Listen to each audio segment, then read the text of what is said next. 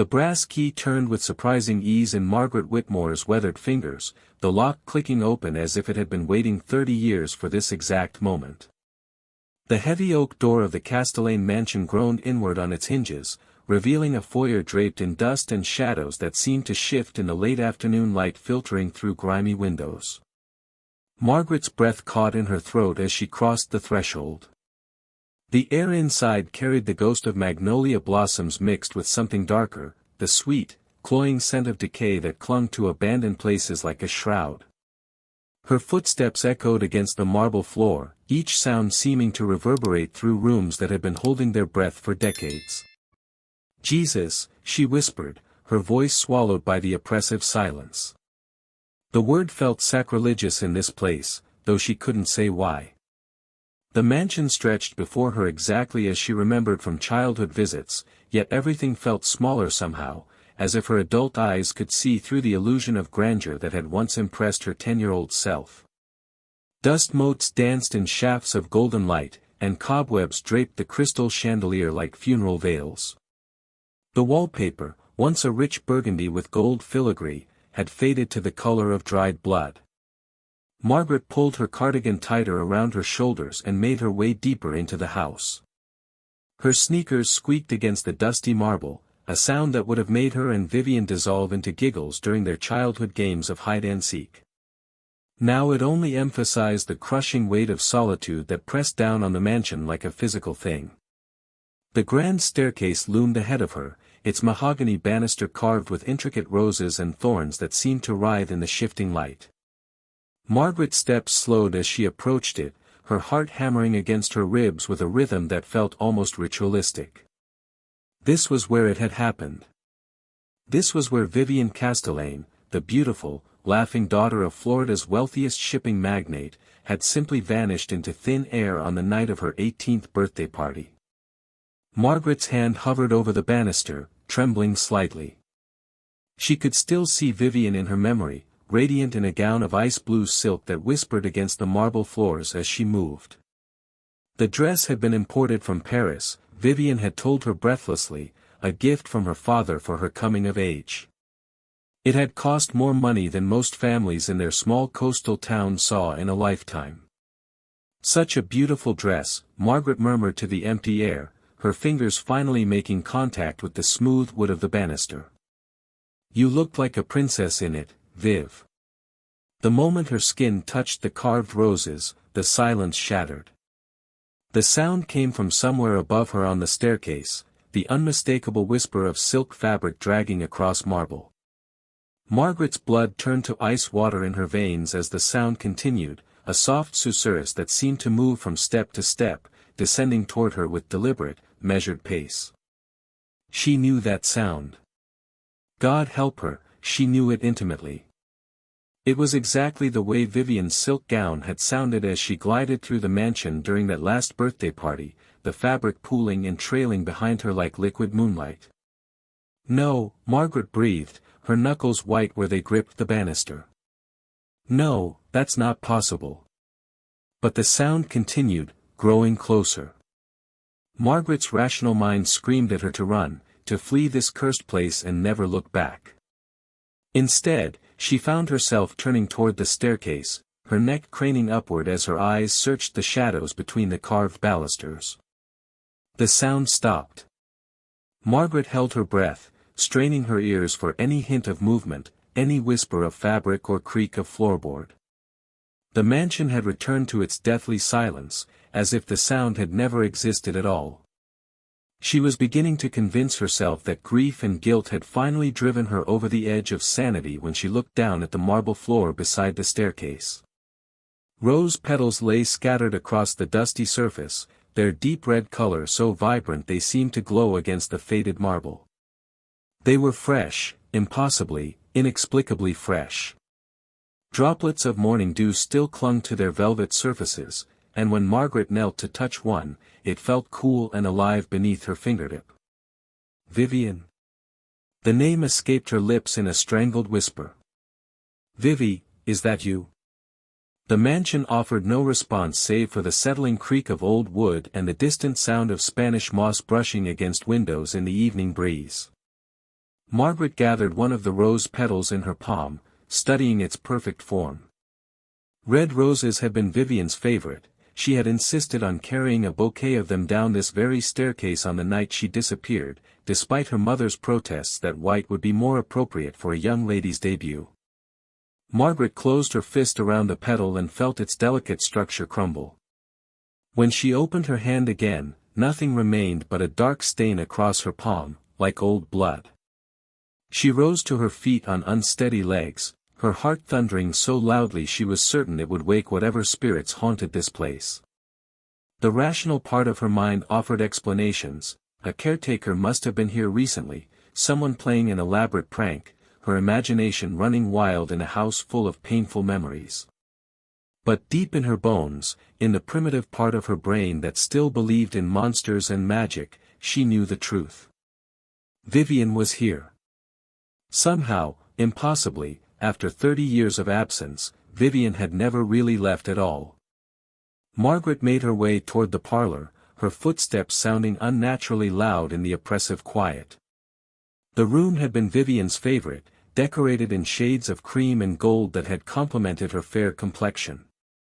Now everything was draped in dust sheets like shrouded corpses, and the portrait of Vivienne that had once hung above the fireplace was nothing but an empty frame, its canvas slashed to ribbons. "What happened to you, Vivi?" Margaret asked the empty room. "Where did you go that night?" She had asked herself that question 10,000 times over the past 3 decades. The official investigation had found nothing, no signs of struggle, no ransom demands, no trace of the 18-year-old heiress who had simply walked up the grand staircase during her birthday celebration and never come back down. Some people whispered about foul play, others about suicide, but Margaret had never believed either explanation. Vivienne had been too full of life, too excited about her future, to simply give up. And she had been too careful, too clever, to be taken by force without leaving some trace behind. The floorboards groaned overhead, a slow, deliberate sound like footsteps moving through the upper hallways. Margaret's head snapped up toward the ceiling, her ears straining to track the movement. The footsteps seemed to pause directly above her, as if whoever was walking had stopped to listen. "Hello?" Margaret called out, surprised by the steadiness of her own voice. "Is someone there?" The footsteps resumed, moving toward what Margaret remembered as the main staircase. She hurried from the parlor and positioned herself at the bottom of the stairs, looking up into the shadows of the second-floor landing. For a moment, she thought she saw a flash of pale blue, the exact color of Vivienne's silk gown, but when she blinked, there was nothing but darkness. "I'm losing my mind," she whispered to herself. 30 years of guilt and I'm finally losing my goddamn mind. But even as she spoke the words, she knew they weren't true. Whatever was happening in the Castellane mansion, it was real. The rose petals had been real. The sound of silk against stone had been real. And somewhere in the shadows of this cursed house, Margaret was beginning to suspect, Vivienne Castellane was still very much real as well.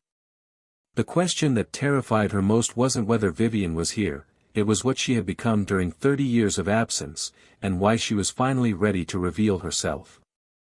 Have you ever returned to a place where something terrible happened, only to feel like the past was still alive and waiting for you?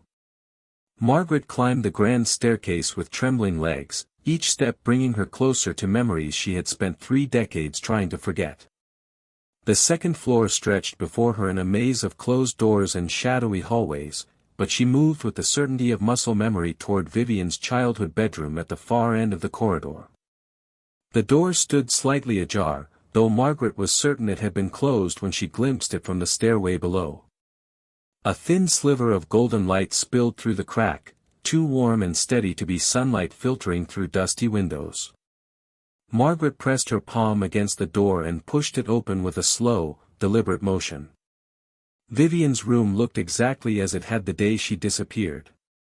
The 4-poster bed still bore its canopy of white lace curtains, now yellowed with age but somehow untouched by the dust that coated everything else in the mansion.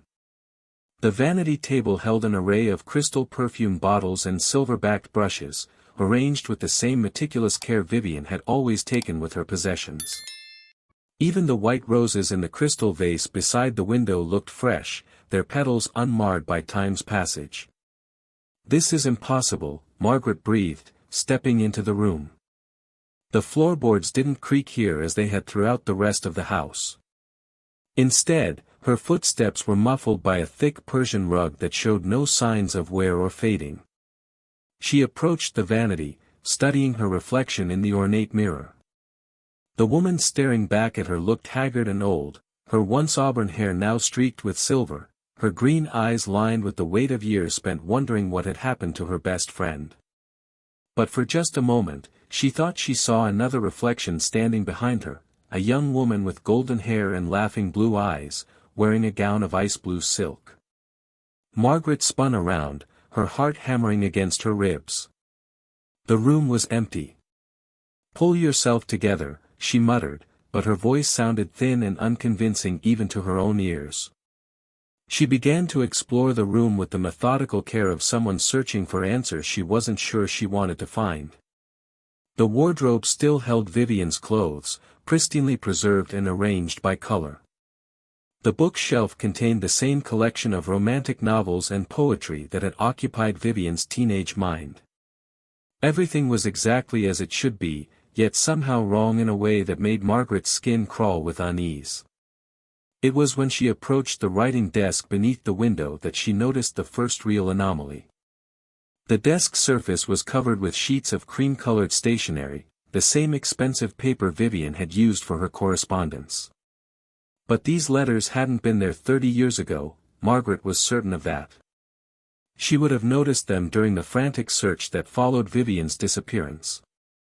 Margaret picked up the first letter with trembling fingers. The handwriting was unmistakably Vivienne's, those same elegant loops and flourishes that had made Margaret's own penmanship look childish by comparison. But the date at the top of the page made her blood run cold.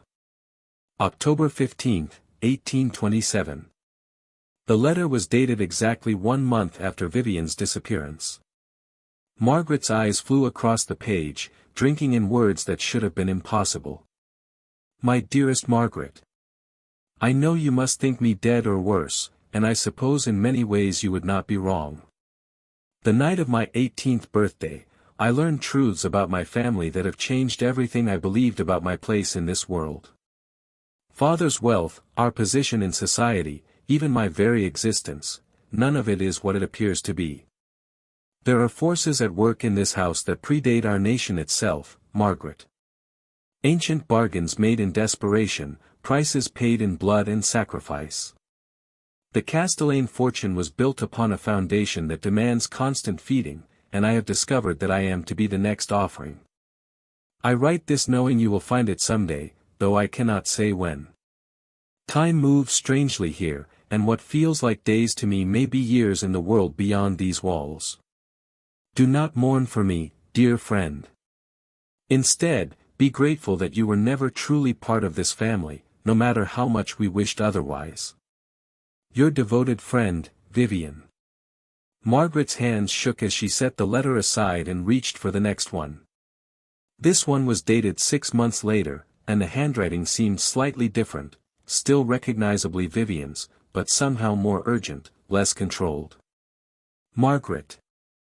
The thing that lives beneath this house grows stronger with each passing season. I have seen what becomes of the Castellane women who came before me, and I understand now why my grandmother threw herself from the widow's walk, and why my great-aunt was found floating face down in the river with stones in her pockets. They were trying to escape what I cannot. The bloodline binds us to this place, to this hunger that feeds on beauty and innocence and youth. I feel myself changing, becoming something that is no longer entirely human. My reflection shows a face that grows paler each day, eyes that glow with an inner light that has nothing to do with life as you understand it. But there is hope, Margaret. I have been studying the old records, the contracts signed in blood by my ancestors.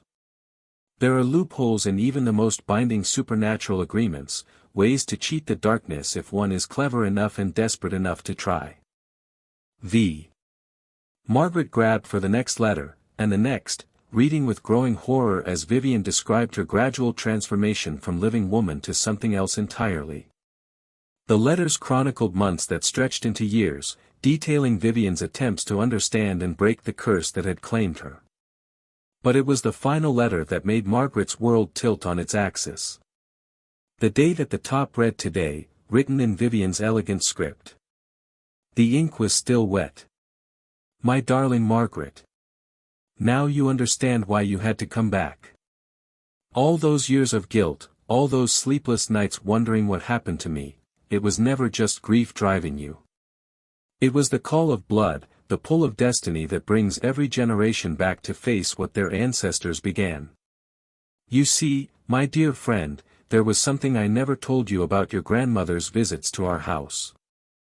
Something about the way my father's eyes would linger on your face, the same way they lingered on mine. Something about the shape of your nose, the color of your eyes, the stubborn set of your jaw when you were determined to have your way. You were never just my friend, Margaret. You are my half-sister, born from a secret that our parents took to their graves. Your grandmother's diary is hidden in the loose floorboard beneath my bed, read it, and you will understand the truth. The thing that claimed me has been waiting for you to take my place. It needs a willing sacrifice from each generation, someone who chooses to stay rather than being taken by force. I have been holding it at bay for 30 years, but I grow weaker while it grows stronger. You have a choice to make, Margaret. You can run, and it will hunt down every woman in our bloodline until it finds a suitable replacement. Or you can stay, and perhaps together we can find a way to break the cycle once and for all. Choose quickly. It knows you are here. V. The letter slipped from Margaret's nerveless fingers and fluttered to the floor. She stumbled backward until her legs hit the bed, then sat down hard on the pristine white coverlet. The room seemed to spin around her as she tried to process what she had read. Half-sisters. She and Vivienne were half-sisters. It explained so much, the uncanny resemblance people had always commented on, the way Vivienne's father had insisted on paying for Margaret's education, the strange looks that had passed between the adults whenever the two girls were together. Margaret's own mother had died when she was very young, and her grandmother had raised her with stories about the importance of staying away from the old families, the ones whose wealth came from darkness. But Margaret had never listened. She had been drawn to Vivienne like a moth to flame, and now she understood why. With trembling hands, she knelt beside the bed and began feeling along the floorboards for loose wood. It took several minutes of searching before she found it, a board that shifted slightly under pressure. She pried it up with her fingernails, heedless of the splinters that bit into her skin. The space beneath the floorboard contained a small leather journal, its pages yellow with age. Margaret opened it to the first page and saw her grandmother's handwriting, cramped and urgent in the margins. If Margaret ever asks about her father, I will tell her the truth. Charles Castellane seduced me when I was 17, promised to leave his wife and run away with me to New York. Instead, he gave me money for a train ticket and told me to never come back to Florida. I named the baby Margaret after my mother, and I have spent every day since then praying that she inherited my stubborn streak rather than the Castellane curse. But I fear prayer is not enough. The darkness in that family runs deeper than money or social standing. It is something primal and hungry, and it calls to its own blood no matter how far they run. Margaret's vision blurred as tears filled her eyes. Everything she had believed about her life, about her friendship with Vivienne, about her very identity, crumbled around her like the petals of a dying rose. A sound from somewhere deep in the house made her look up from the journal, a low, thrumming noise like a massive heartbeat echoing through the walls. The sound grew stronger, more insistent, and Margaret realized with growing terror that it was calling to her. The thing beneath the house knew she was here. And it was hungry. Margaret stumbled from Vivienne's bedroom with her grandmother's journal clutched against her chest, the sound of that otherworldly heartbeat still echoing through the mansion's bones. Her feet moved without conscious direction, carrying her down the hallway toward the portrait gallery where generations of Castellane ancestors had once gazed down upon their descendants with oil-painted eyes full of secrets. The gallery stretched before her in the gathering dusk, its walls lined with gilded frames that caught and reflected the dying light filtering through tall windows. But something was wrong with the portraits, terribly, impossibly wrong. Every single painting had been altered. Where once the eyes of long-dead Castellanes had watched over their domain with the cold authority of wealth and power, now there were only hollow sockets reflecting her own horrified face back at her. Someone had carefully carved out each painted eye and replaced them with mirrors, small circular mirrors that turned the ancestral gallery into a hall of infinite reflections. But the reflections didn't show Margaret's face. They showed Vivienne's. "Jesus Christ," Margaret whispered, backing against the opposite wall as dozens of Vivienne's faces stared at her from the mirrors embedded in the portraits. Each reflection was slightly different. Some showed Vivienne as the laughing 18-year-old she remembered, others revealed something older, more knowing, with eyes that held depths of sorrow no human should have to carry. "You see her too, don't you?" Margaret spun toward the voice and found herself facing an elderly man in overalls and a worn flannel shirt. He was tall and gaunt, with silver hair and hands that bore the calluses of a lifetime spent working with tools. His eyes were kind but haunted, and when he smiled, Margaret could see that several of his teeth were missing. "Who are you?" she demanded, though some part of her already knew the answer. "Name's Thomas Hartwell," he said, removing a battered baseball cap and holding it against his chest. "Been taking care of this place for nigh on 30 years now. Been waiting for you to come back, Miss Margaret." "How do you know my name?" Thomas gestured toward the mirrors embedded in the portrait frames. "She told me you'd be coming. Been talking about you for weeks now, ever since the lawyers contacted you about the property transfer. Said you'd look just like her, and she was right. Same stubborn chin, same green eyes full of fire." Margaret's throat felt dry as sandpaper. "Vivienne told you I was coming?" "Thomas, Vivienne disappeared 30 years ago. She's been gone since we were teenagers." The old man's smile faded, replaced by an expression of profound sadness. "Gone? Oh no, Miss Margaret. Miss Vivienne never left this place. Not really. She's been here all along, waiting and watching and growing stronger. The question is whether you're ready to see what she's become." Before Margaret could respond, Thomas turned and began walking deeper into the mansion. His footsteps made no sound against the dusty floors, and Margaret realized with a chill that she couldn't hear him breathing either. But she followed anyway, driven by a need to understand that overrode her instincts for self-preservation. Thomas led her through rooms she barely remembered from childhood visits, a music room with a grand piano draped in white sheets, a library where leather-bound books mouldered on their shelves, a conservatory where dead vines twisted around broken glass like skeletal fingers.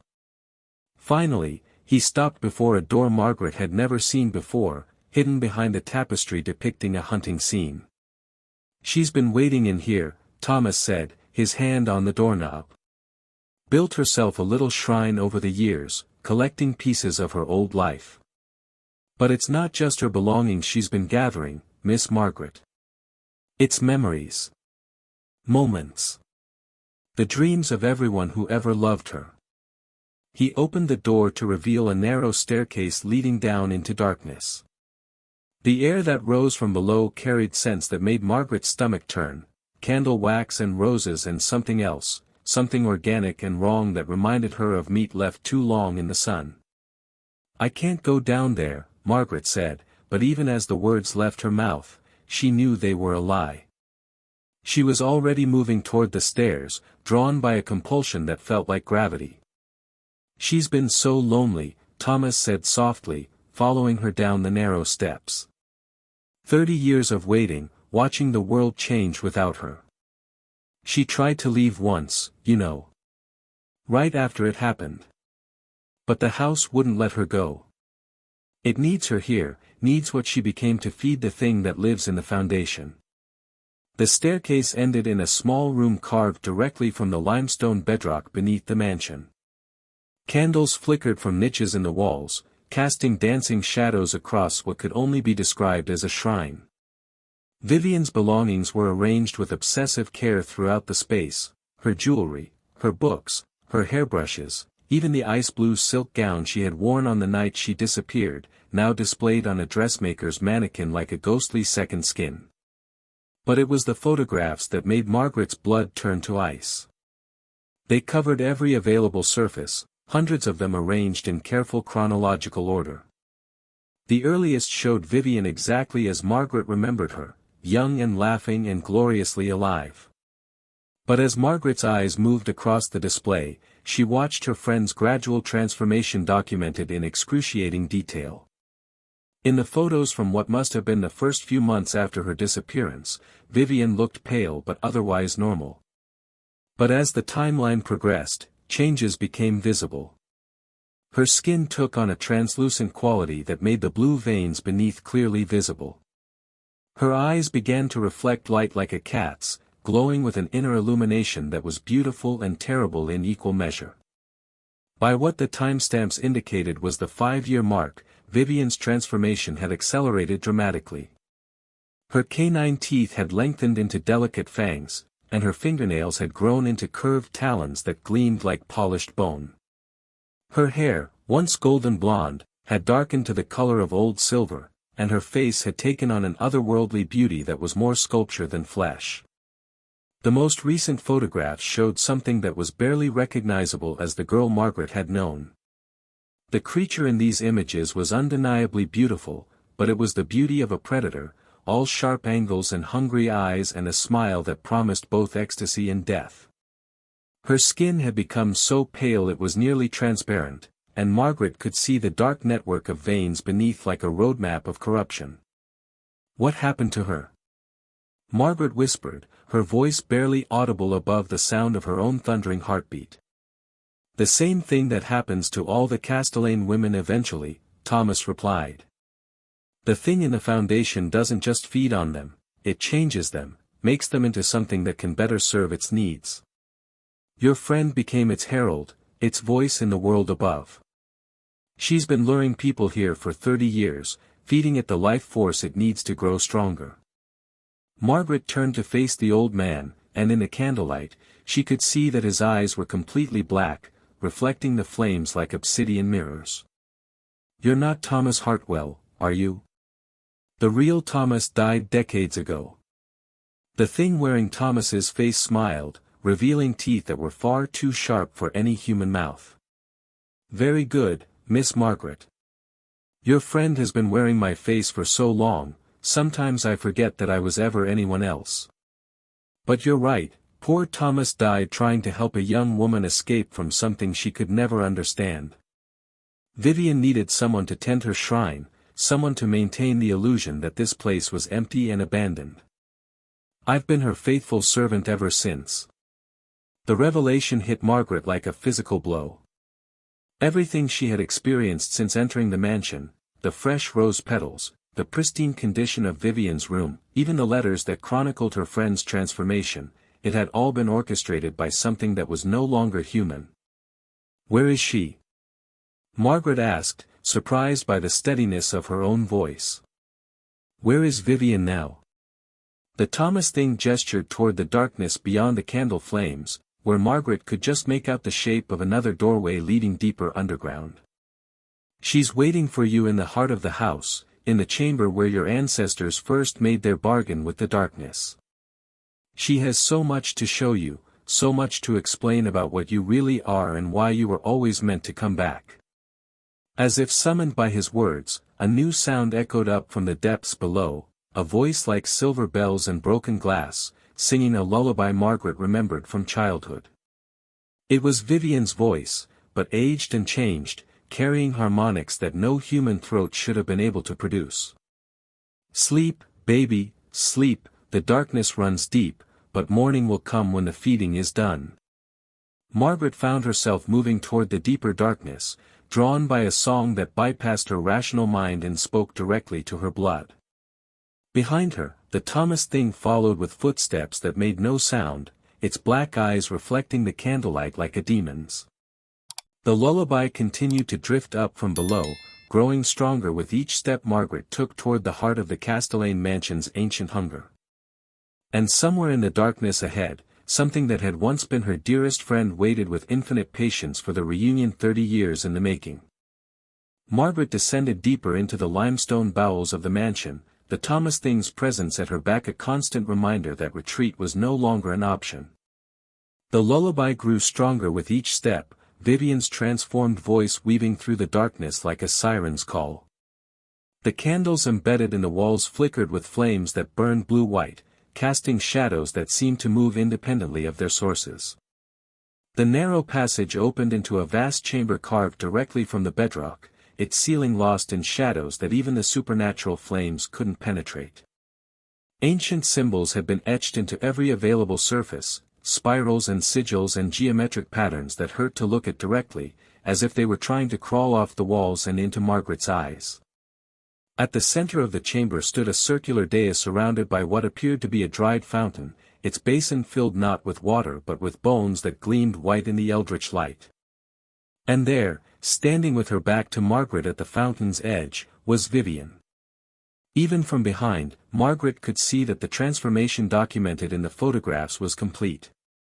Vivienne's once golden hair hung in silver cascades to her waist, moving with each breath despite the absence of any breeze in the underground chamber.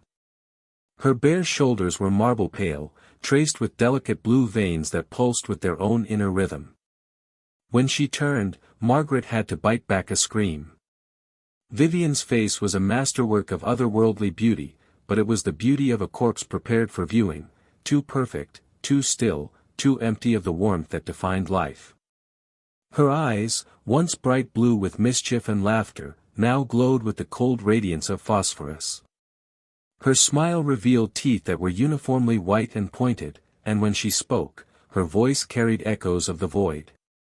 "Hello, Margaret," Vivienne said, her words accompanied by harmonics that seemed to come from everywhere at once. "I've been waiting for you to come home." Margaret tried to speak but found her throat had closed with terror.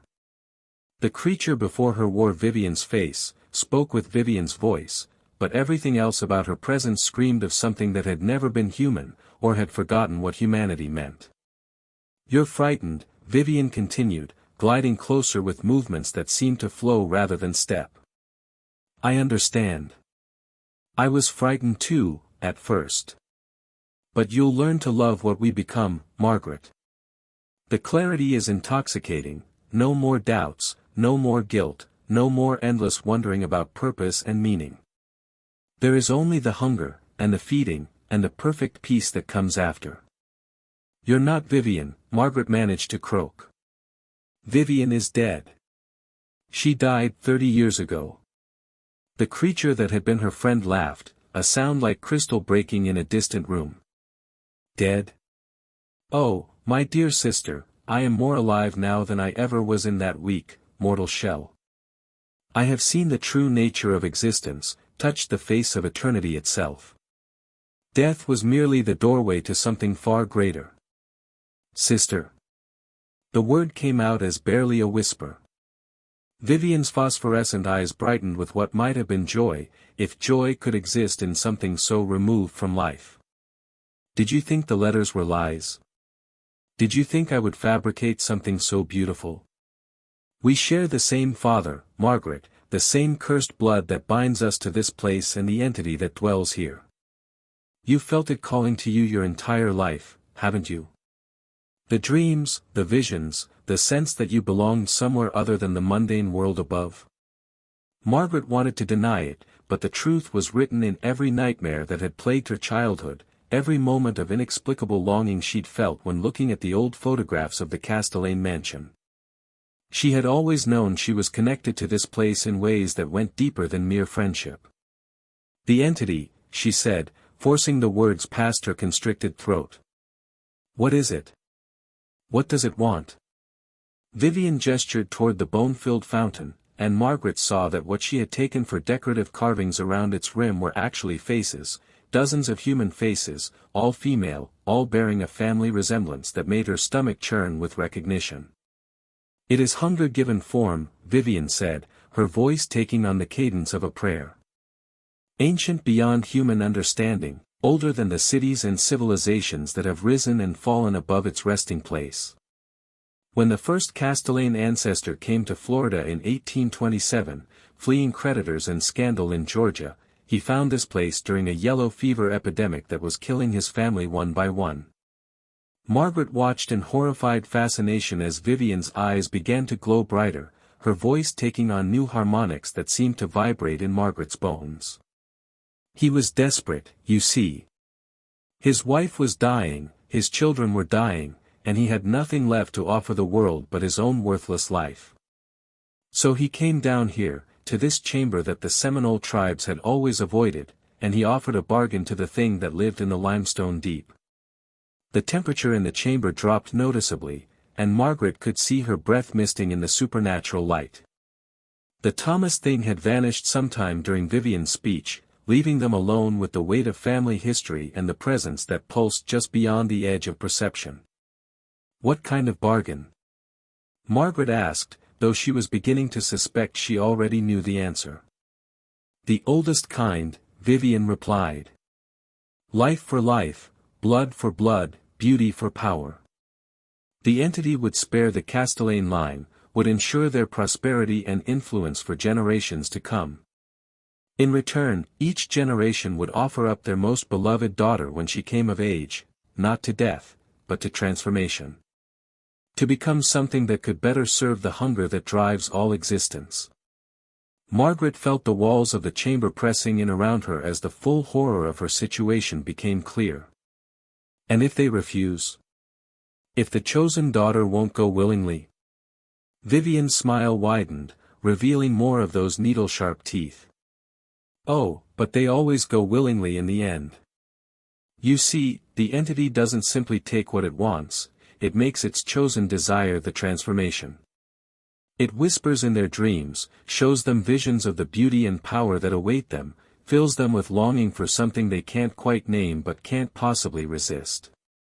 The dreams, Margaret whispered, remembering decades of restless nights filled with visions of underwater cities and creatures that sang in languages older than human speech. The dreams I've been having my entire life. It's been calling to you since before you were born, Vivienne confirmed. Preparing you, shaping you, making you ready for this moment.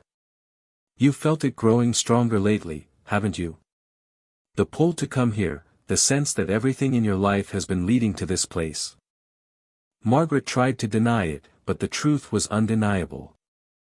Every major decision she had made in the past year had somehow led her back to Florida, back to the mansion, back to this chamber where her deepest fears and desires collided in a symphony of horror. She had left her job, sold her apartment, severed ties with friends and lovers, all because of an inexplicable compulsion to return to the place where her childhood had ended in mystery and loss. But I'm not 18, she said desperately. I'm not young anymore. I'm not beautiful like you were. Vivienne's laugh echoed through the chamber like the sound of ice breaking on a frozen lake. Age is irrelevant to something that has existed since before your species learned to use fire. Beauty is simply what it chooses to preserve and enhance. You are perfect for its purposes, Margaret, old enough to have experienced loss and longing. Young enough to still harbor hope for transformation. The entity has watched you through my eyes for 30 years, and it approves of what you've become. As if summoned by Vivienne's words, the chamber itself seemed to come alive. The symbols carved into the walls began to pulse with their own inner light, and Margaret could hear something moving in the darkness beyond the fountain, something vast and patient and utterly inhuman. The sound it made was like breathing, if breathing could shake the foundations of reality itself. It's here, Vivienne whispered, her voice filled with something that might have been reverence or terror. It wants to see you, to taste what you might become. Don't be afraid, Margaret. Fear only makes the transformation more painful. The darkness at the far end of the chamber began to shift and coalesce, taking on shapes that Margaret's mind refused to process fully. She caught glimpses of surfaces that reflected light in impossible ways, of appendages that bent in directions that had no names, of something that was simultaneously beautiful and absolutely antithetical to everything she understood about life and sanity. When it spoke, its voice came from everywhere at once, the walls, the bones in the fountain, the very air around them. The words bypassed Margaret's ears entirely and carved themselves directly into her consciousness. "Child of my blood," it said, and each word felt like ice water being poured into her veins. "You have wandered far from home, but the journey ends where it began. Your ancestors promised me beauty, and you carry their debt in your bones. Will you honor what they swore, or will you force me to collect what is owed through less pleasant means?" Margaret found her voice, though it came out as barely more than a whisper. "What happens to the others? If I refuse, what happens to the rest of my family?" The entity's presence pressed closer, and Margaret could feel its attention like a physical weight crushing down on her consciousness. Images flooded her mind, her teenage niece, Sarah, writhing in agony as something burrowed through her veins, her cousin Emily, found floating face down in her bathtub with her eyes carved out, distant relatives she had never met, dying in accidents and suicides and mysterious disappearances that would baffle investigators for decades to come. "The debt must be paid," the entity continued. "If not by you, then by all who carry the Castellane curse. I will take them one by one until the bloodline is extinct, or until one proves wise enough to embrace her destiny willingly. The choice, as always, is yours." "You're lying," Margaret said, but even as the words left her mouth, she knew they weren't true. The visions had felt too real, too detailed, too saturated with the kind of prophetic certainty that came from entities that existed outside the normal flow of time. Vivienne moved closer, her transformed features softening into something that almost resembled the girl Margaret had loved. "I know it's frightening, but you must understand, this isn't really death. It's evolution. Transcendence. I have experienced pleasures and insights that no mortal mind could comprehend. I have walked between worlds, tasted the dreams of gods, seen the true structure of reality itself." "At what cost?" Margaret demanded. "Look at yourself, Vivienne. Look at what you've become. You're not human anymore. You're not even alive, not really." Vivienne's expression hardened, her phosphorescent eyes flaring with cold anger. "Human? What has humanity ever offered us but disappointment and decay? I was 18 years old when I made my choice, Margaret. 18, with my whole life stretching ahead of me, marriage to some suitable man, children who would grow up to repeat the same meaningless cycles, old age and sickness and death. This way, I am eternal. This way, I matter." The entity's presence pulsed with what might have been approval, and Margaret felt her will beginning to waver under the combined pressure of otherworldly compulsion and her own exhaustion. 30 years of guilt and wondering had led to this moment, and part of her, the part that had never stopped mourning her lost friend, wanted nothing more than to surrender to whatever fate awaited her. But another part, the stubborn streak she had inherited from her grandmother, refused to go quietly into the darkness. "There has to be another way," she said, backing away from Vivienne and the pulsing presence beyond the fountain. "Some loophole, some clause in the original bargain that could break the cycle." Vivienne's smile returned, but this time it was predatory rather than welcoming. "Oh, my dear sister. You still don't understand, do you? There is no escape from what we are. The entity didn't just make a bargain with our ancestor, it changed us, altered our very essence to ensure that we would always be drawn back to fulfill our purpose. You can run, if you like. You can flee to the other side of the world and spend whatever time you have left looking over your shoulder. But in the end, you will come back. They always come back." The truth of those words hit Margaret like a physical blow. She had tried to stay away from Florida, had built a life thousands of miles from the mansion and the memories it contained. But something had always pulled her back, some invisible chain that had finally grown strong enough to drag her home despite her conscious resistance. "How long?" she asked quietly. "How long do I have to decide?" The entity's laughter was like the sound of continents shifting, ancient and terrible and utterly without mercy. "Time is an illusion for beings such as ourselves," it said. "But for your convenience, I will observe the forms of mortal existence. You have until the sun rises to make your choice, join your sister willingly, or watch as I claim what is mine through other means." The presence began to withdraw, pulling back into whatever dimensional space it normally occupied. The symbols on the walls dimmed to their previous sullen glow, and the oppressive weight that had filled the chamber lifted slightly. Vivienne remained, studying Margaret with eyes that held depths of sorrow and hunger in equal measure. "I'll wait for you upstairs," she said softly. "In the ballroom where we used to dance when we were children. When you're ready to accept what you are, what you've always been, you'll know where to find me." She turned and glided toward a passage Margaret hadn't noticed before, her silver hair flowing behind her like liquid moonlight. At the threshold, she paused and looked back. "For what it's worth," she said, "I'm glad it's you.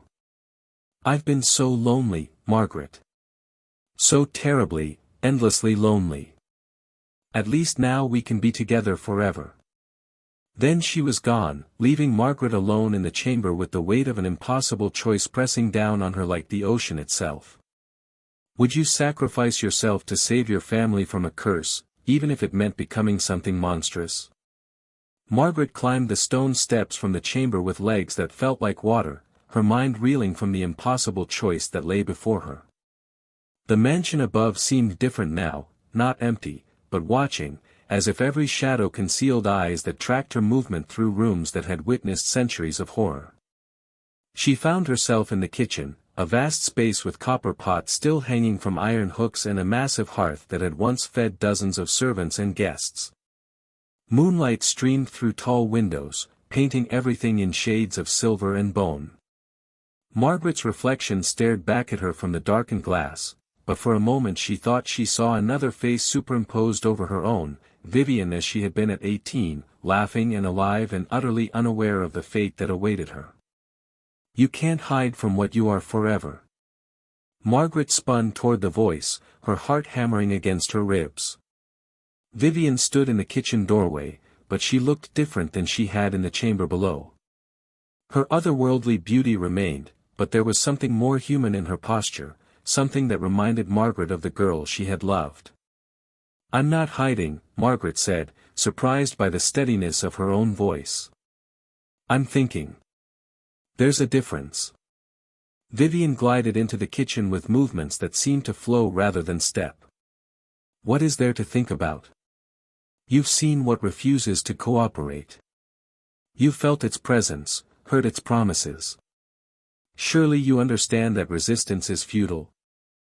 I understand that you've been alone down there for 30 years, and loneliness can drive anyone insane."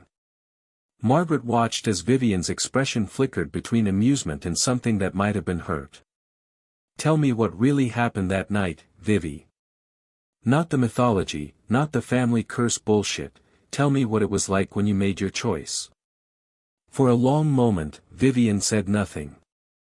She moved to the window and stared out at the moonlit grounds, her reflection ghostly in the glass. When she finally spoke, her voice had lost some of its otherworldly harmonics, becoming almost recognizably human. "I was so young," she said quietly. "So certain that I understood what I was agreeing to. The entity showed me visions of power and beauty, promised me that I would never grow old or sick or ordinary. What 18-year-old wouldn't be tempted by immortality? But that's not what you got, is it?" Vivienne's shoulders tensed. "The transformation was more extensive than I anticipated. At first, it was wonderful. I could see colors that had no names, hear music in the wind that spoke directly to my soul. I felt connected to something vast and ancient and utterly beyond human comprehension. But as the months passed, I began to understand the true cost of what I had become. She turned from the window, and Margaret could see tears glowing like phosphorus on her pale cheeks. I couldn't leave the mansion grounds. Every time I tried, something pulled me back, not physically, but spiritually. The entity needed me here, needed my essence to maintain its connection to the mortal world. And the hunger. What kind of hunger? Not for food, not for anything so simple. For life itself, the spark that animates mortal flesh, the dreams and hopes and fears that make existence meaningful. At first, I could resist it, could feed the entity small amounts of my own essence to keep it satisfied. But as I grew stronger, more transformed, its appetite grew as well. Margaret felt ice forming in her stomach. "You've been killing people." "Not killing," Vivienne said quickly. "Never killing. But, drawing from them. A little life force here, a few memories there." Most of them never even noticed. They would leave the mansion feeling slightly tired, perhaps forgetting small details about their visit. But some. Vivienne's expression crumpled with what appeared to be genuine anguish. Some were more sensitive than others. They would come here drawn by local legends or ghost stories, and when I fed from them, they would see too much, understand too much. They had to be dealt with. "Jesus Christ, Vivienne. How many?" 17 over 30 years, Vivienne whispered. "Mostly young men looking for thrills, a few paranormal investigators, one reporter who got too close to the truth. I tried to be merciful, I made their deaths look like accidents or suicides, spared their families the knowledge of what really happened. But each one took a piece of my remaining humanity with it." Margaret backed away from her transformed friend, finally understanding the true scope of the horror she was being asked to join. "And you want me to become that? You want me to spend eternity feeding on innocent people? I want you to understand that the alternative is worse." Vivienne's voice cracked with desperation. "If you refuse, the entity will take its payment from every woman in our bloodline. Your niece Sarah, your cousin Emily, even distant relatives you've never met, it will hunt them all down and transform them one by one until someone agrees to serve willingly. Is your moral purity worth the lives of dozens of innocent women?" The question hit Margaret like a physical blow. She thought of Sarah, barely 16 and full of dreams about college and travel and all the ordinary miracles that came with a normal human life. Could she condemn her niece to this existence of hunger and isolation? Could she sacrifice an entire branch of the family tree to preserve her own humanity? "There has to be another way," Margaret said, but even as the words left her mouth, she knew how desperate they sounded. Vivienne's laugh was bitter and broken. "Do you think I haven't spent 30 years looking for another way? I've studied every book in Father's library, researched every legend and folktale about entities like ours. The bargain was sealed in blood and pain, Margaret. It can only be broken by blood and pain. What if we destroyed it? What if we found a way to kill the thing in the foundation? Kill it?" Vivienne's eyes widened with what looked like genuine terror. "Margaret, you don't understand what you're suggesting. That entity has existed since before human civilization began. It has survived ice ages and meteor impacts and the rise and fall of entire species. We are less than insects compared to its power. But it needs the Castellane women to maintain its connection to this world, right?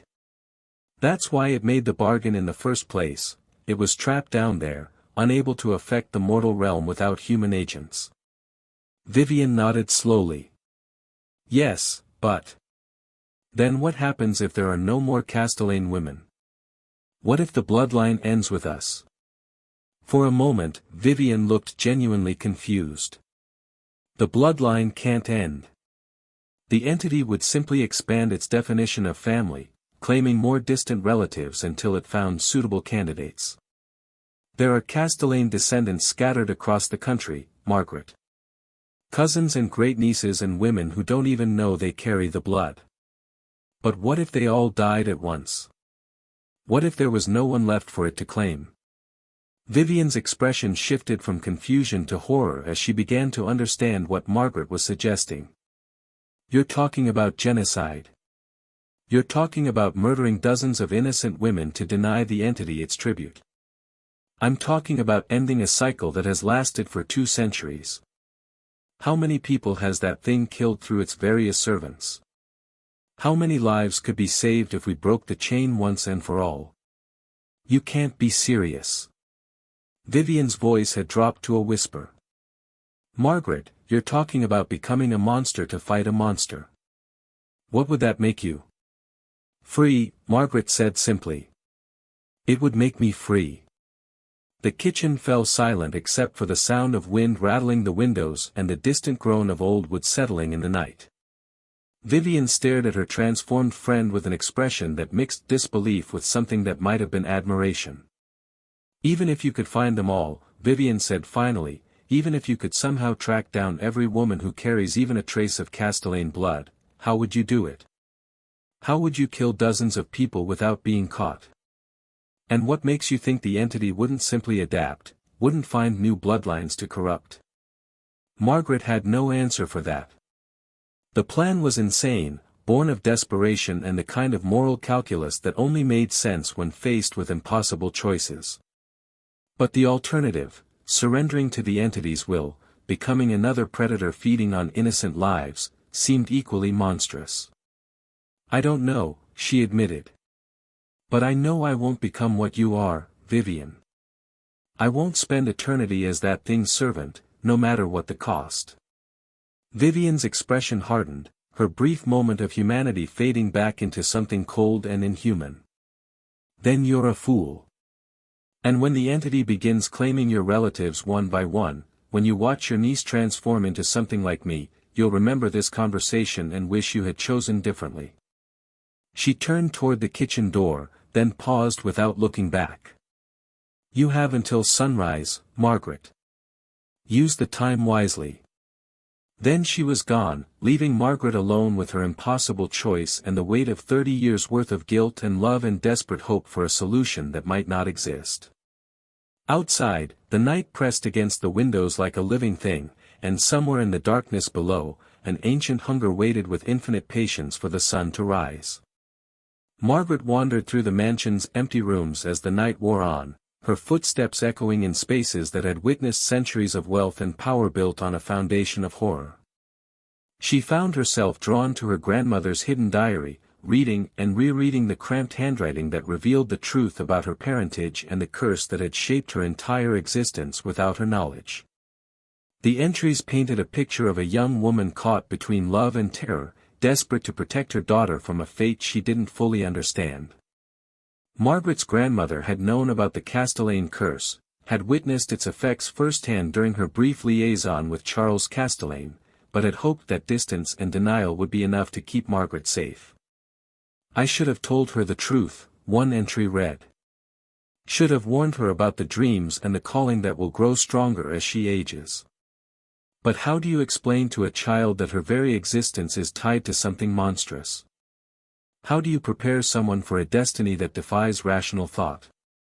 Margaret closed the diary and made her way to the mansion's library, hoping to find some clue in the Castellane family records that might offer another solution.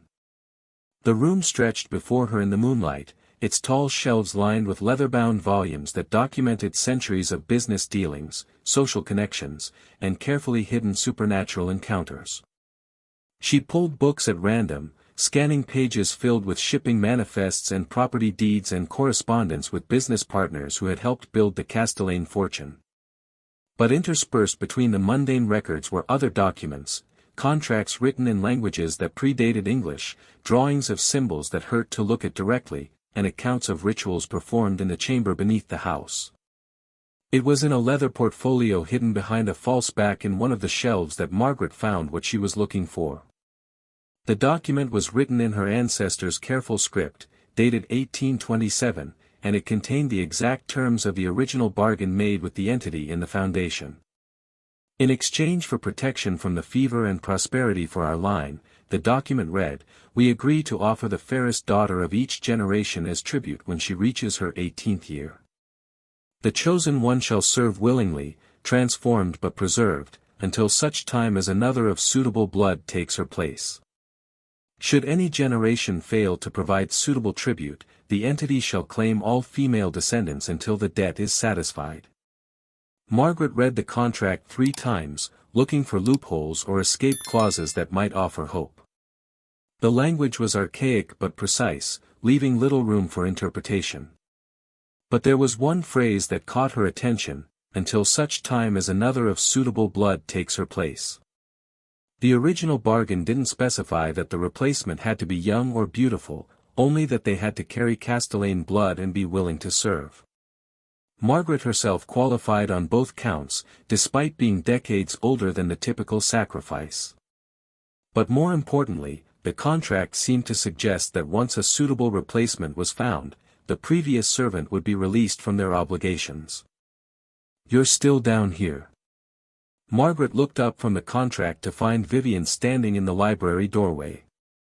Her transformed friend looked different in the moonlight, more solid somehow, less ethereal, as if the approaching dawn was forcing her to become more anchored to the physical world.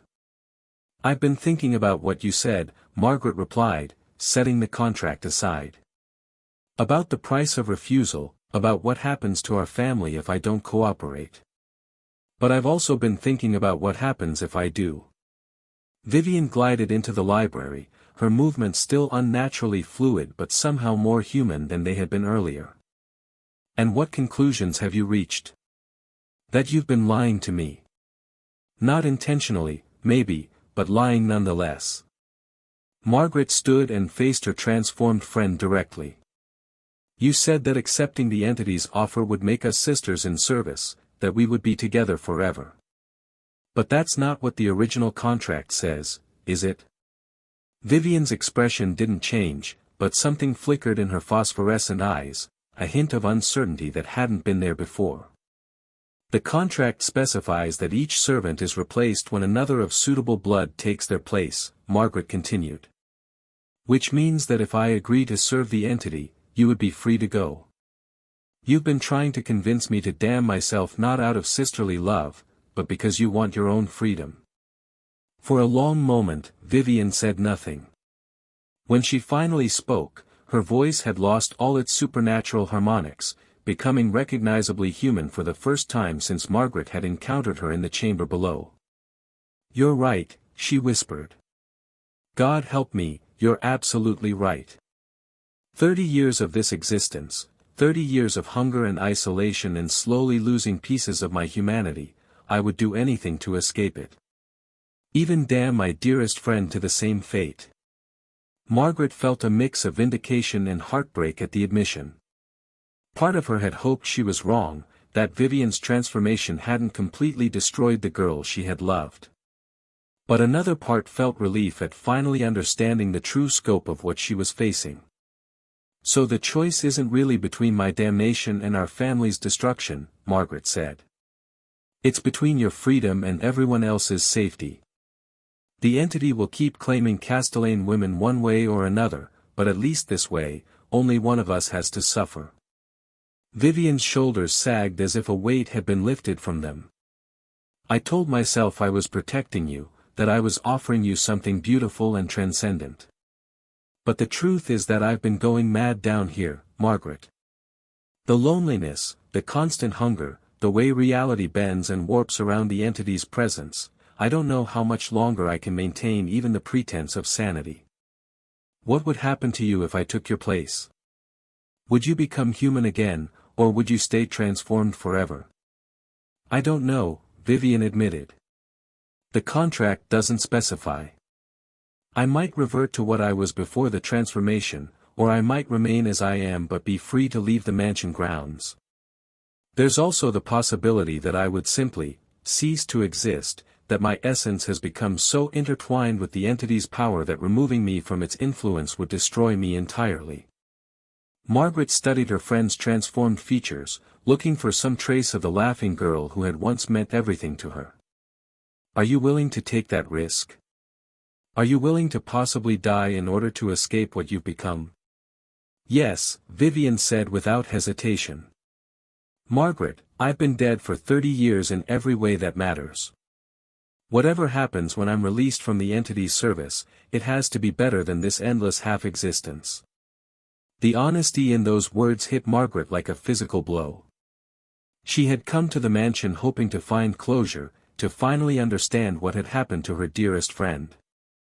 Instead, she had discovered that Vivienne had been trapped in a nightmare of hunger and isolation, slowly losing her humanity while serving something that cared nothing for her well-being. There might be another way, Margaret said slowly. Something I've been thinking about since our conversation in the kitchen. Vivienne's eyes brightened with something that might have been hope. What do you mean? The entity needs willing servants to maintain its connection to the mortal world. But what if the servant it chose turned against it? What if someone agreed to serve but then used their position to work against its interests? That's not possible, Vivienne said quickly. The transformation makes resistance impossible. The servant becomes psychically bound to the entity's will, unable to act against its commands. But you've been resisting, haven't you? All these years, you've been trying to minimize the damage, to find loopholes and alternatives. You said yourself that you made the deaths look like accidents to spare the families. That was an act of mercy the entity probably didn't approve of. Vivienne's expression grew thoughtful. You're right. I have been finding small ways to resist, small mercies I could offer without triggering the entity's displeasure. But what you're suggesting would require open rebellion. The psychic backlash alone would be enough to destroy me. Maybe. Or maybe the entity's hold on its servants isn't as absolute as it wants us to believe. Maybe there's enough of your original humanity left to fight back if you had help. Help from whom? Margaret smiled grimly. From me. But not as your replacement, as your partner. What if we both went down to that chamber and pretended to submit? What if we made the entity think it was getting 2 willing servants instead of 1, then turned our combined power against it? Vivienne stared at her transformed friend with growing amazement. That's insane. Even if we could resist the psychic compulsion, even if we could work together without the entity detecting our deception, what makes you think we would be strong enough to actually harm it? Because it's been trapped in that chamber for 200 years, feeding on scraps of life force filtered through unwilling servants. It's probably weaker now than it was when my ancestor first made the bargain. And if we could sever its connection to the mortal world entirely, it would be trapped down there forever, Vivienne finished. Unable to claim new servants or expand its influence. But Margaret, the risks are worth taking, Margaret interrupted. Because the alternative is letting this cycle continue for another 200 years. How many more women have to suffer what you've suffered? How many more innocent people have to die to feed that thing's hunger? Vivienne was quiet for a long moment, her transformed features cycling through expressions of hope and fear and something that might have been desperate relief. Finally, she nodded. All right, she said. If you're willing to try something that insane, then so am I. But we have to be careful, the entity can read surface thoughts when we're in its presence. We'll need to maintain the deception perfectly, make it believe we're both willing servants until the moment we strike. Margaret felt a mix of terror and exhilaration as the plan took shape in her mind. It was dangerous beyond measure, with a high probability of failure and death.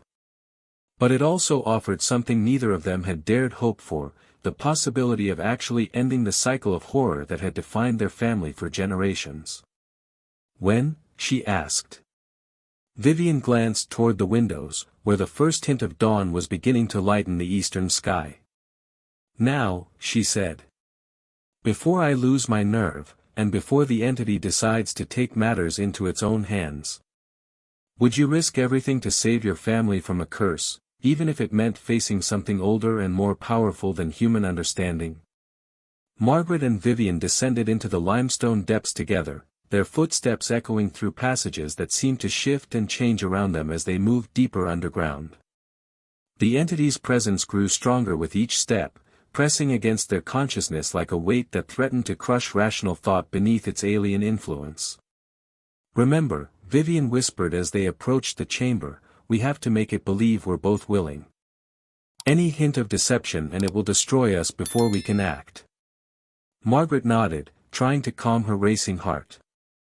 The plan they had devised was desperate and probably suicidal, but it offered the only real hope of breaking the cycle that had claimed Castellane women for 2 centuries.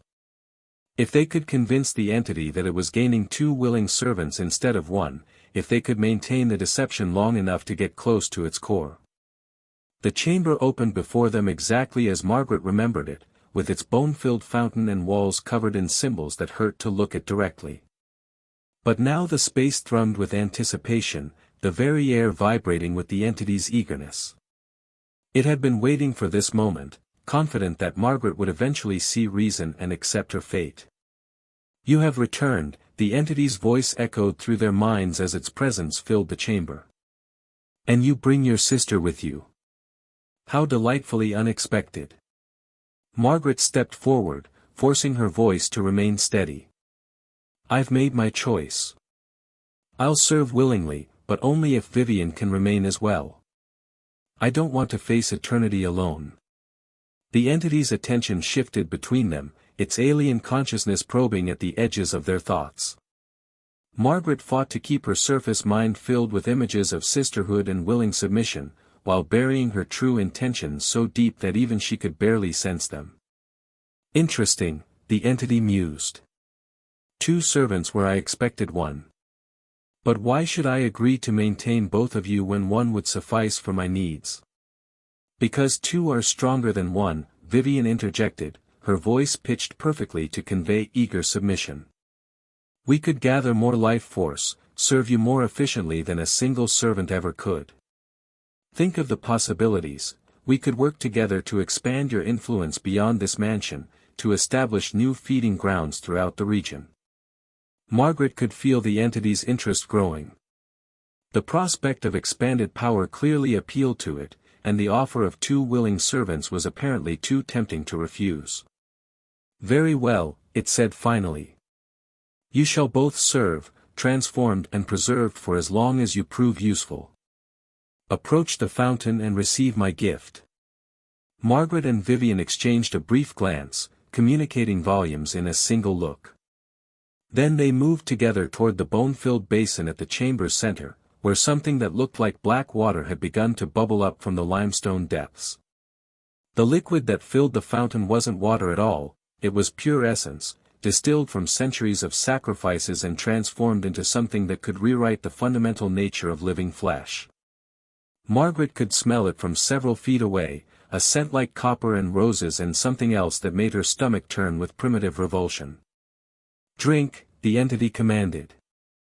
"Let my essence flow through you, changing you into something worthy of eternal service."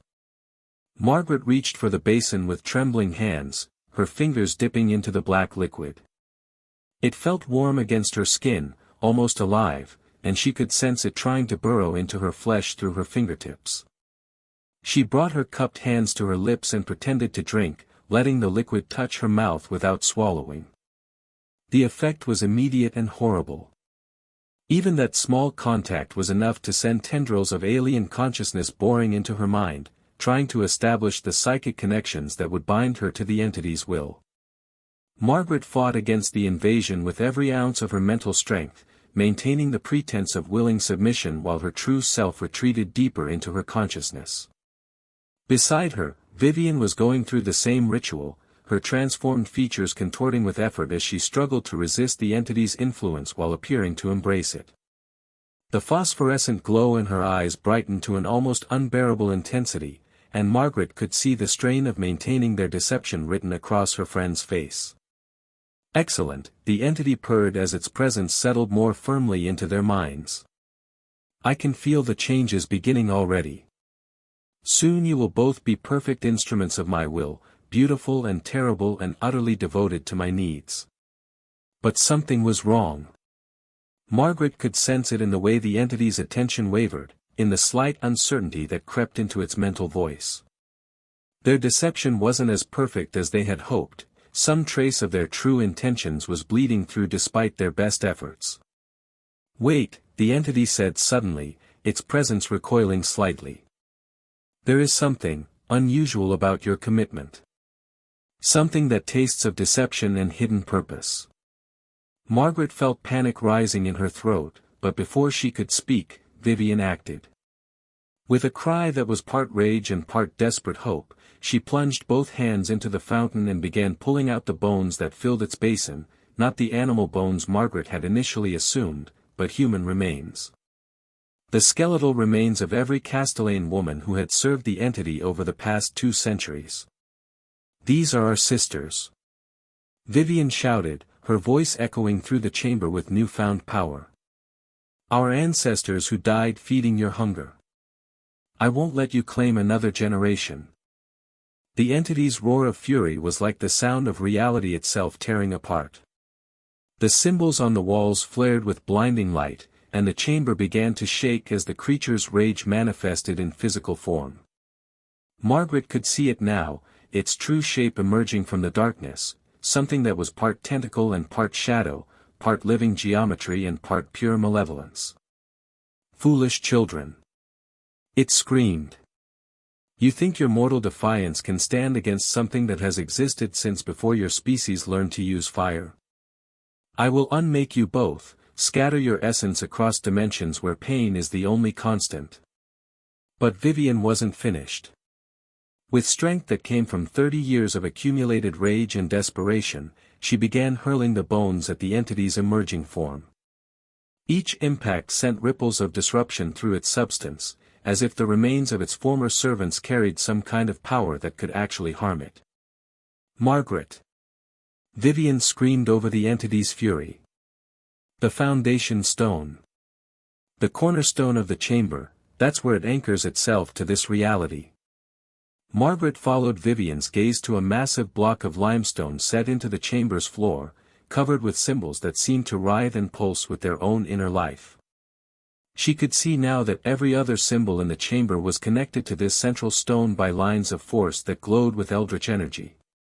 Without hesitation, Margaret grabbed one of the heavy bones from the fountain and brought it down on the cornerstone with all her strength. The impact sent a shockwave through the entity's form, and its scream of pain was like the sound of worlds dying. "No!" it howled. "You cannot. The stone is protected by wards that have stood for centuries." But the wards were weakening. Margaret could see cracks appearing in the cornerstone where her improvised weapon had struck, and the symbols carved into its surface were beginning to flicker and fade. She struck again, and again, each blow sending fresh waves of agony through the entity's being.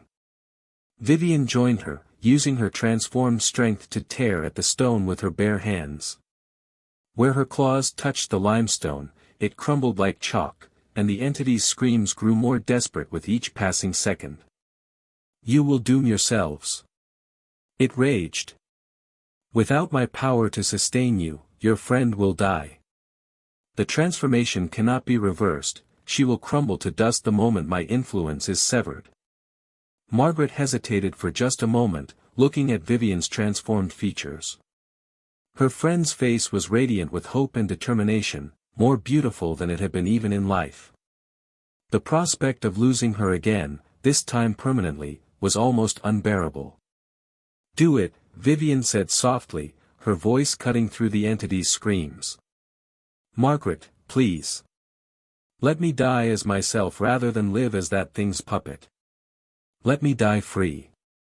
Margaret brought the bone down on the cornerstone one final time, putting every ounce of her strength and love and desperate hope behind the blow.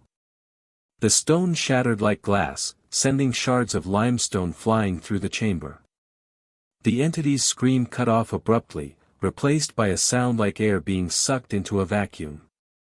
The chamber began to collapse around them as the entity's influence withdrew, the supernatural forces that had held the space together for 2 centuries suddenly failing. Margaret grabbed Vivienne's hand and ran for the passage that led back to the mansion above, pulling her transformed friend through corridors that were already beginning to cave in behind them.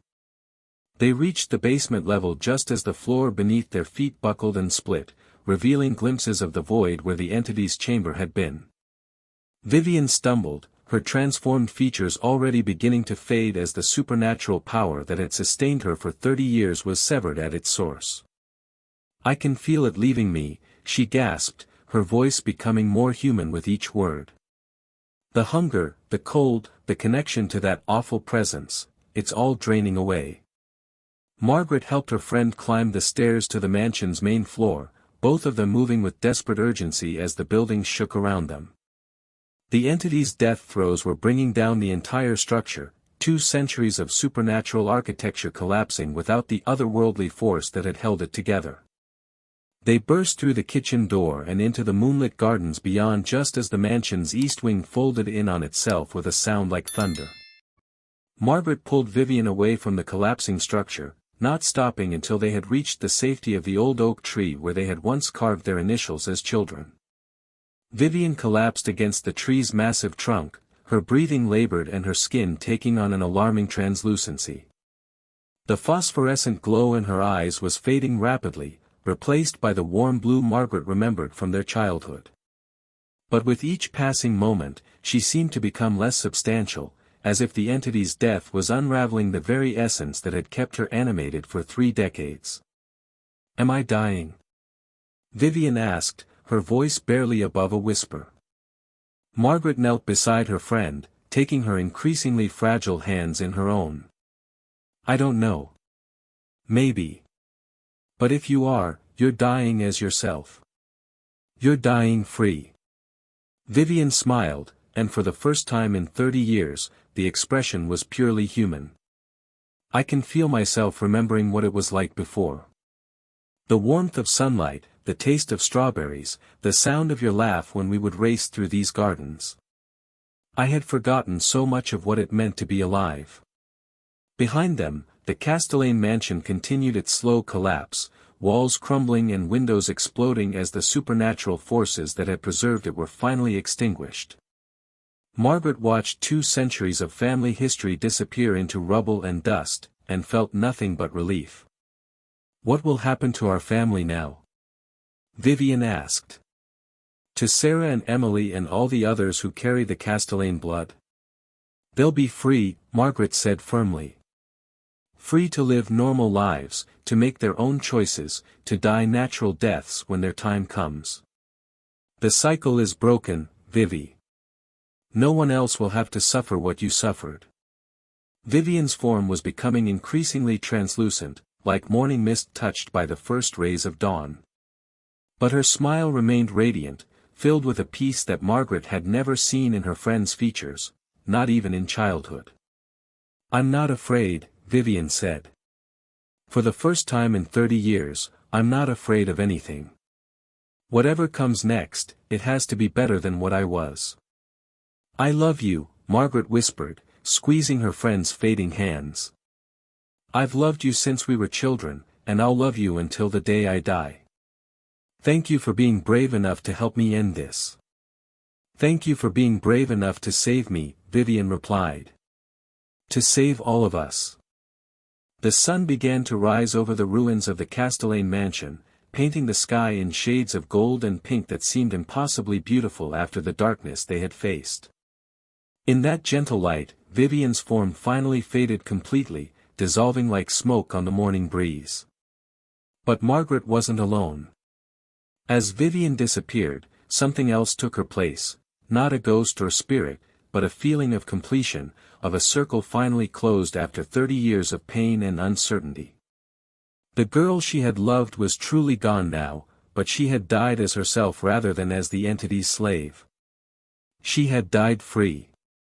Margaret stood slowly, her body aching from the night's exertions but her heart lighter than it had been in decades.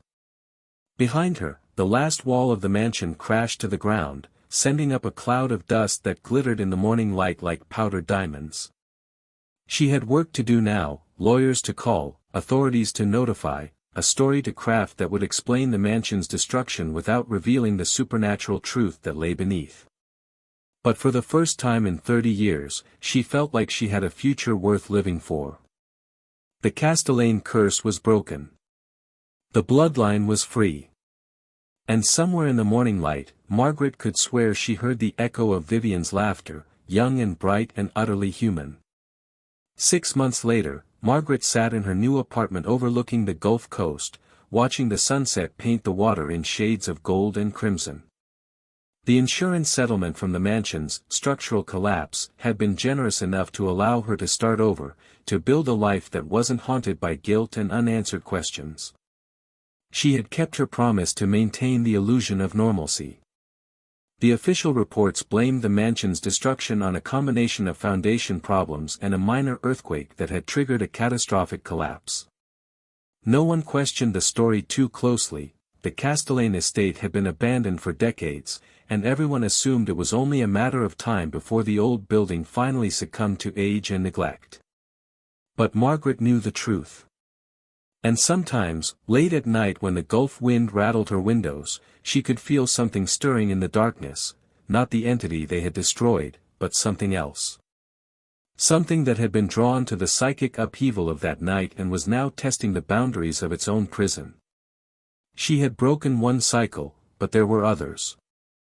Ancient hungers that slumbered beneath other houses, other families cursed by ancestors who had made desperate bargains in desperate times. The work wasn't finished, it might never be finished. Margaret opened her laptop and began to type, documenting everything she had learned about the Castellane curse and the entity that had fed on her family for 2 centuries. If others were facing similar horrors, they deserved to know that resistance was possible, that even the most binding supernatural contracts could be broken by those brave enough to try. She wrote until dawn, filling page after page with the truth that official reports could never contain. And when the sun rose over the gulf, painting her apartment in shades of hope and possibility, Margaret smiled and continued writing. The phone rang just as she was finishing the final chapter. The caller ID showed a number she didn't recognize, but something compelled her to answer. "Hello," she said. "Aunt Margaret." The voice was young and frightened, barely above a whisper. "This is Sarah. Sarah Castellane Morrison. I think something's wrong. I've been having these dreams, and there's this voice calling my name." Margaret's blood turned to ice. Sarah was her grandniece, a 17-year-old girl who lived 3 states away and had never shown any interest in the family's dark history. But the terror in her voice was unmistakable, and Margaret realized with growing horror that their victory might not have been as complete as she had hoped. "Sarah," she said carefully, "where are you right now?" I'm standing outside this old house. I don't remember driving here, but I have the keys in my hand and there's this door that's been calling to me all night. Aunt Margaret, I'm scared. I don't understand what's happening to me." Margaret was already reaching for her car keys, her heart hammering against her ribs. "Sarah, listen to me very carefully. Do not go inside that house. Do not open that door. Tell me exactly where you are, and I'll come get you right now." But the line had gone dead. And somewhere in the distance, carried on the morning wind, Margaret could swear she heard the sound of a door opening and a young woman's voice calling her name. If you stayed with this story to the end, comment, "The blood always remembers."